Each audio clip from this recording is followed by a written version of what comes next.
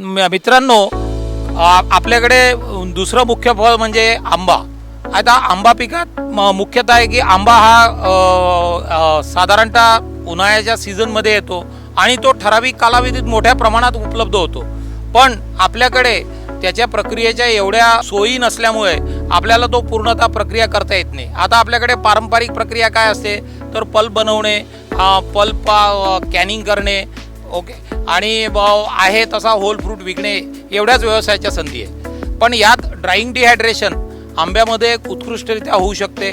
आंब्याच्या ज्या फोडी आहेत त्या उत्कृष्टरित्या ड्राय करून आपल्याला ठेवता येऊ शकतात, ज्याचा फ्रूट कॅन्डीमध्ये वापर करता येऊ शकतो. आंब्याच्या पावडर्स तयार करता येऊ शकतात, त्या अनेक ठिकाणी इन्ग्रेडियंट्स म्हणून वापरल्या जाऊ शकतात. त्याशिवाय कच्च्या कैऱ्या ज्या आंबा होऊ शकत नाही त्या कच्च्या कैऱ्यांपासून आपण आमचूरसारखे पदार्थ जे प्रत्येक ठिकाणी आपल्या प्रत्येक स्वयंपाकघरात लागणारी रोजची वस्तू आहे ती आपल्याला मोठ्या प्रमाणात या सगळ्या गोष्टीची अत्यंत चांगली डिमांड आहे.